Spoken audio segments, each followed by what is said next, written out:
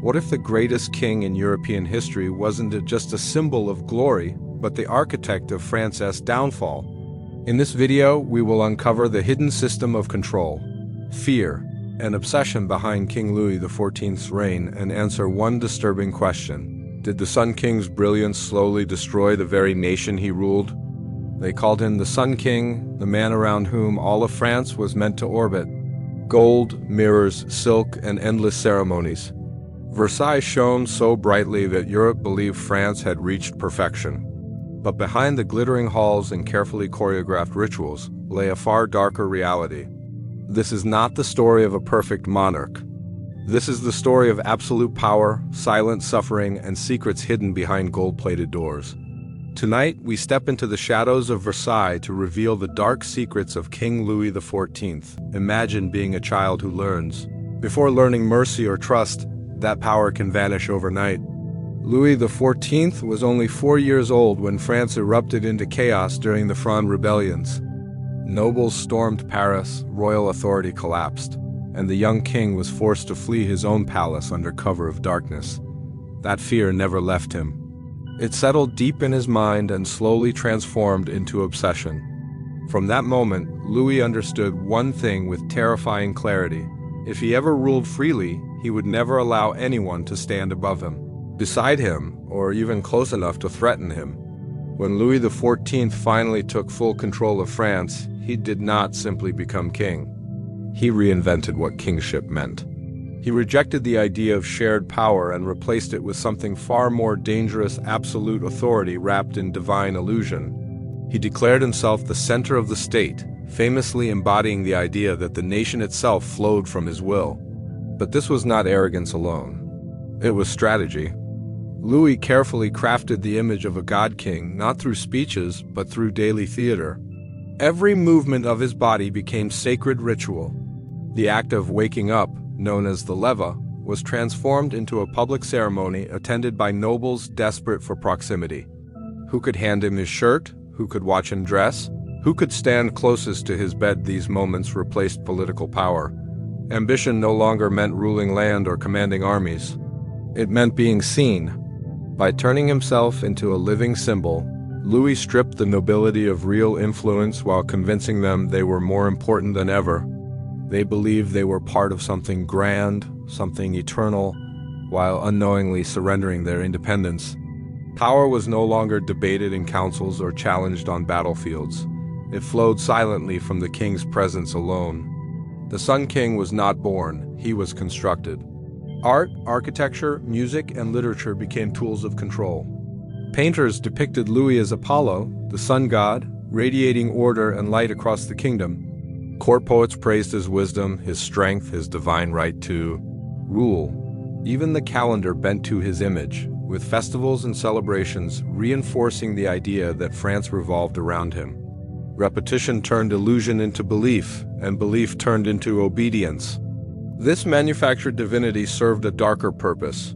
If the king was chosen by God, then opposing him was not rebellion, it was heresy. Laws were no longer questioned. They were accepted as destiny. Decisions that devastated millions were framed as necessary acts of divine order. By elevating himself above humanity, Louis freed himself from accountability. Yet behind the golden image was a man haunted by fear. Every ceremony, every controlled gesture, every rigid protocol was designed to prevent the chaos he remembered as a child. The God-King persona was armor, shielding a ruler who believed that if he ever loosened his grip, France would descend into rebellion once more. Louis XIV did not rule by force alone. He ruled by belief. He convinced an entire nation that stability depended on his perfection, that order existed only through his presence, and that without him, France would fall into darkness. This illusion became so powerful that even his enemies accepted it, even his victims bowed to it, and even future generations remembered him not as a man but as a symbol so large it erased the human being beneath it at first glance. Versailles appears like a dream carved in stone and gold, a palace so grand that it still defines luxury centuries later. Endless halls, glittering mirrors, manicured gardens stretching toward the horizon. But Versailles was never meant to be admired alone. It was meant to be inhabited, controlled, and used. What most people never realize is that this palace was not built simply to display wealth or taste. It was designed to trap power. When Louis XIV moved the royal court to Versailles, he did something unprecedented. He pulled the French nobility away from their ancestral lands, their private armies, and their local influence, and placed them directly under his gaze. On the surface, it felt like an honor. Living near the king meant prestige, access, and status beyond measure. But beneath the silk and chandeliers, Versailles functioned as a political prison with velvet walls. Inside the palace, nothing was free. Every room, every hallway, every staircase reinforced hierarchy. Nobles were ranked not by intelligence or leadership, but by how close they could physically stand to the king. Even their living quarters reflected their favor. Some slept in luxury while others were crammed into cold, windowless rooms, all while paying enormous sums just to maintain appearances. Wealth was drained not by taxes, but by survival in the royal theater.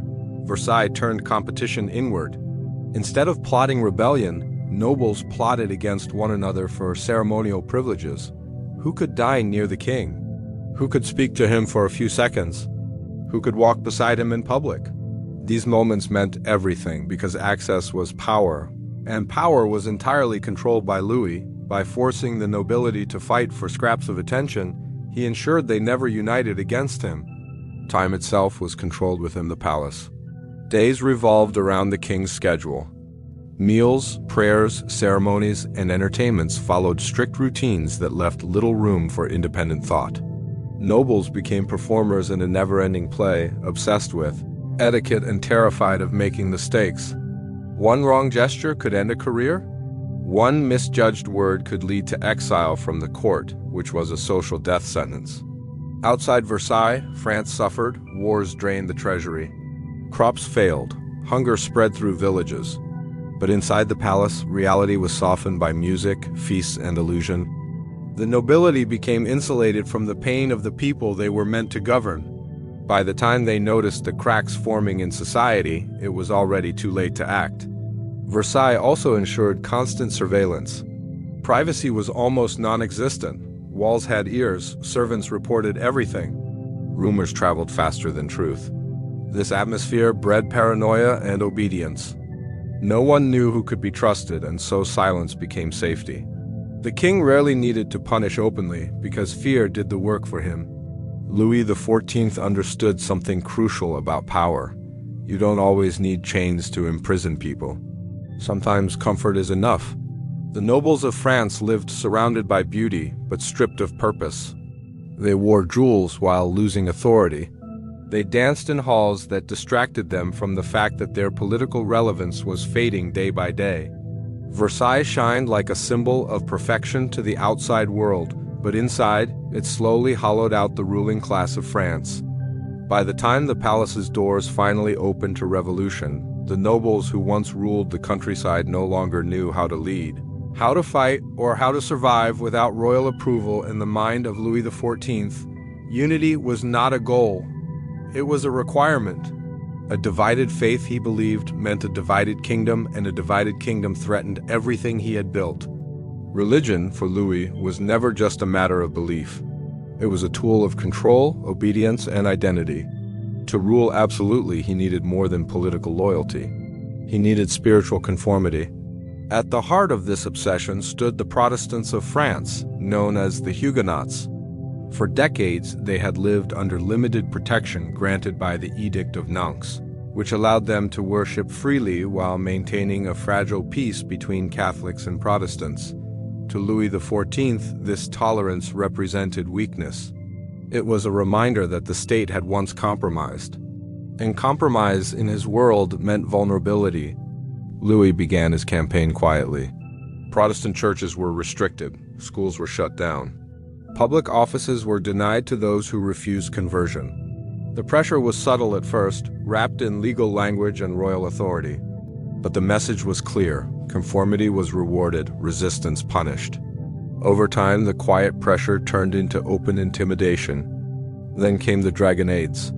Catholic soldiers were housed in Protestant homes, not to protect them, but to terrorize them. Families were harassed, property destroyed, daily life turned into a nightmare designed to break the will. Conversion was no longer about faith, it was about survival. Baptisms multiplied, but belief vanished. On paper, France appeared more united than ever. In reality, fear replaced faith. In 1685, Louis XIV revoked the Edict of Nantes. With a single signature, centuries of fragile coexistence were erased. Protestant worship became illegal. Churches were demolished. Pastors were exiled. Children were taken from families and raised as Catholics. Those who refused to convert faced imprisonment, forced labor, or worse. The kingdom celebrated religious purity while quietly drowning in human suffering. The greatest irony lay in the consequences. Protestants were among France's most skilled citizens. They were merchants, craftsmen, engineers, and thinkers. As persecution intensified, they fled in massive numbers, risking death to escape. They carried their knowledge to rival nations like England, Prussia, and the Netherlands. France lost not only people, but innovation, industry, and economic strength. Louis XIV saw only obedience. He believed a single faith strengthened the throne, but the damage spread silently. Regions once prosperous declined. Trade networks collapsed. Communities emptied. The state gained spiritual control while bleeding its future. And yet the court celebrated. Pain outside the palace walls remained invisible behind religious triumph. For the people, religion became a source of terror rather than comfort. Faith was no longer personal. It was enforced, monitored, and weaponized. Trust between neighbors dissolved as informants multiplied. Even Catholics learned to fear the state, understanding that belief could be questioned. Measured and judged by royal authority, Louis XIV believed he was defending God's will. In reality, he placed himself above it. By deciding which faith could exist, he blurred the line between divine authority and royal command. The Sun King did not simply rule bodies. He claimed ownership of souls. And in doing so, he reshaped religion into an instrument of fear, leaving scars that would remain long after his reign had ended. For Louis XIV, war was more than conflict. It was theater, validation, and proof of greatness. Each campaign was another chance to project strength, to expand borders, and to reinforce the image of the invincible Sun King.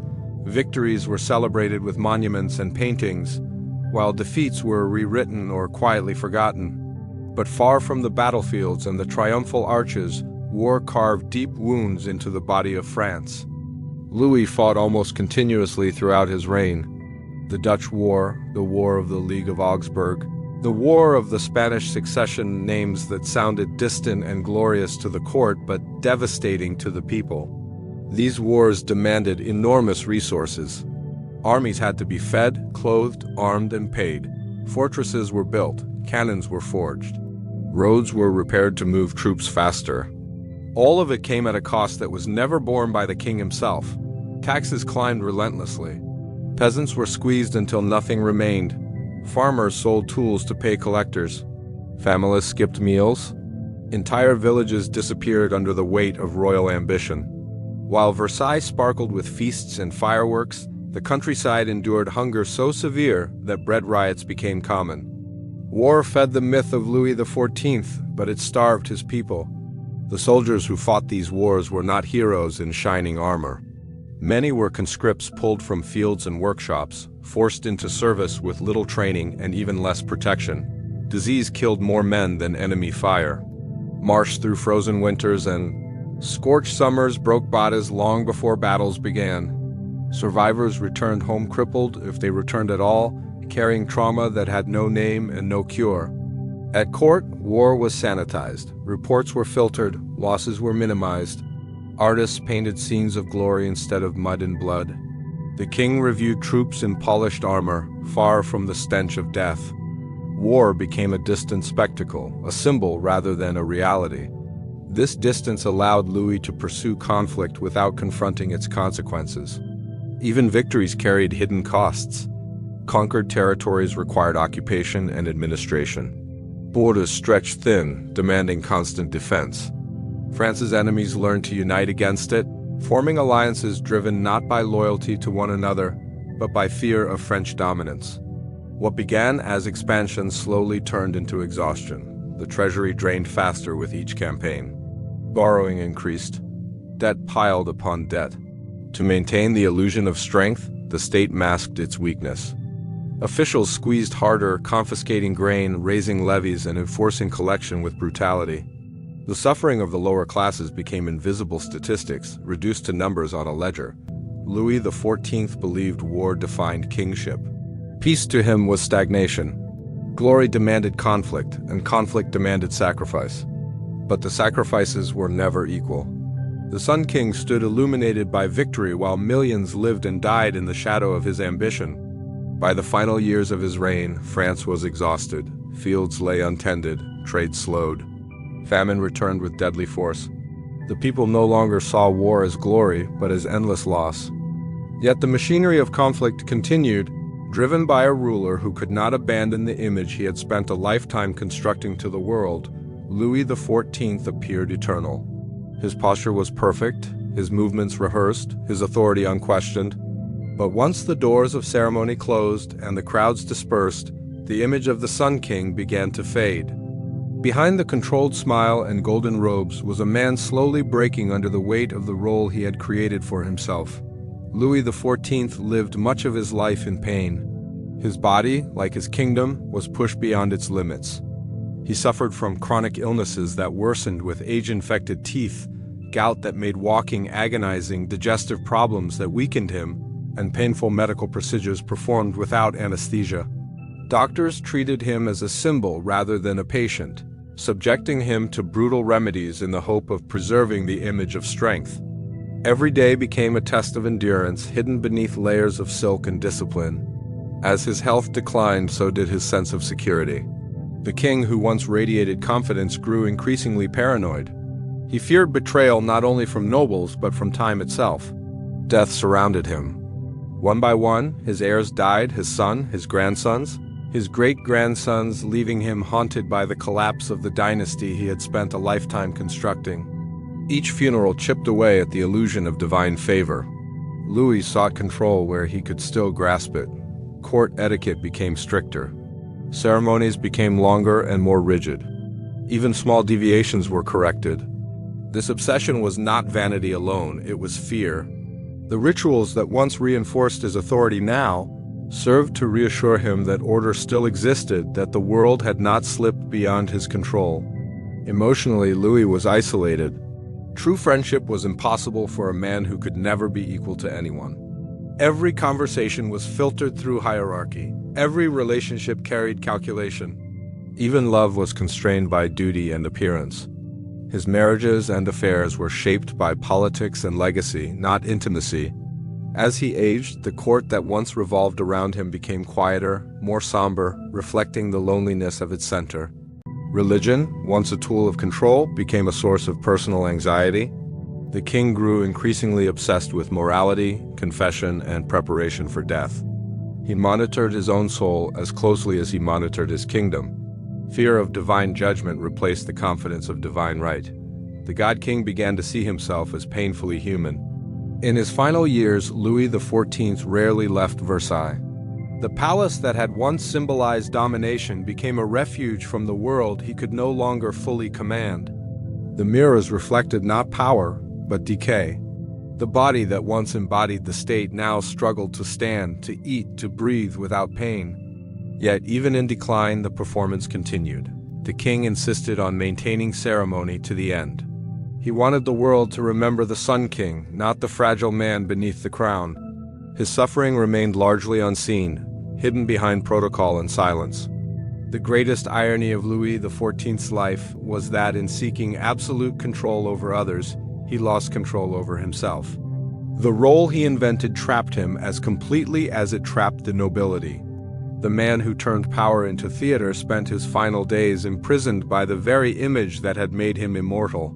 When Louis XIV died in 1715, the world seemed to stand in awe of his achievement. France was magnificent. Versailles gleamed like a jewel in the countryside. The Sun King had ruled longer than any monarch in Europe, shaping the nation according to his vision. His court glittered with art, music, and ceremony. Nobles still rehearsed the rituals that had once bound them to him, and historians would write of his grandeur for generations. Yet beneath this brilliance, the foundation of France had begun to crumble, invisible to all who looked only at gold and mirrors. Louis XIV's legacy was built not only on conquest and wealth but on control, fear, and absolute obedience. He had centralized power to an unprecedented degree, leaving his successors with authority, yes, but without experience. The nobility, once independent and influential, had been pacified, distracted, and hollowed out by decades at Versailles. They had learned to exist in the theater of the court, performing endless rituals, polishing etiquette, and vying for scraps of favor. They had lost the ability to lead, to make decisions, to manage their lands, or to confront crises. When the Sun King passed away, the ruling class inherited titles and privileges, but very little practical knowledge or resilience. The economy, too, bore the hidden scars of Louis's reign. Endless wars had drained the treasury, and extravagant spending on Versailles had masked financial instability. While the palace shimmered with gold, the countryside and cities were strained. Peasants remained overtaxed, artisans fled to other countries, and trade networks were disrupted. Louis XIV's obsession with image and glory had created a kingdom that looked invincible while its lifeblood quietly bled away. Religion, once manipulated as a tool of control, had left long-term fractures in society. The persecution of the Huguenots, the revocation of the Edict of Nantes, and the forced conversions had destroyed communities, driven skilled workers and intellectuals abroad, and fostered distrust and fear that would linger for decades. Louis believed he had strengthened France by imposing uniformity, but in truth he had weakened the nation's diversity, resilience, and innovation. Louis XIV's wars had left a map full of gains and a country full of debt. His relentless pursuit of glory had alienated neighbors and enemies alike, creating coalitions that would rise to challenge France after his death.